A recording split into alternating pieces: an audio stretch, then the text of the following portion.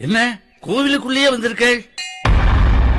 ஏன் நான் வரக்கூடாதா? நம்ம கோயில் சாஸ்திரம் சம்பிரதாயம் இதெல்லாம் வேண்டான்னு உதறி விட்டுட்டு அதான் வெள்ளக்கார கடவுளோட செட்டில் ஆயிட்டேளே.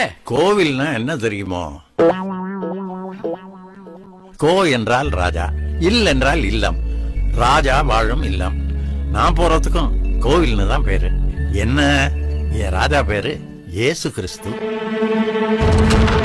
ஹிந்தி பைபிள்ல கடவுளுக்கு ஈஸ்வரன் தான் போட்டிருக்கு. ஜீசஸ் வெள்ளக்கார கடவுள்னு யார் போய் சொன்னது? அவர் ஆசியாவுல பாலஸ்தீனத்துல பிறந்தார். அவருக்கு ஆங்கிலமும் பேச தெரியாது, கோட்டு சூட்டும் போட்டதில்ல. முழுசா தெரிஞ்சுக்காம எதையும் பேசப்படாது.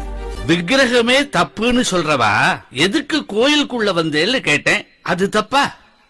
கோதண்டராமா, பிரகதாரண்யக உபனிஷத்து என்ன சொல்றது தெரியுமோ?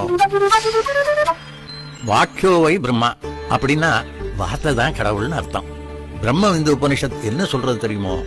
சப்தோ வை பிரம்மா அப்படின்னா குரல் தான் கடவுள்னு அர்த்தம். சப்தாட்சர பரபிரம்மா அப்படின்னா வார்த்தை அழியாதது, அதுவே கடவுள்னு அர்த்தம். அதத்தான் பைபிள்ல வானமும் பூமியும் ஒழிந்து போம், என் வார்த்தையோ ஒழிந்து போவதில்லைன்னு சொல்லிருக்கு.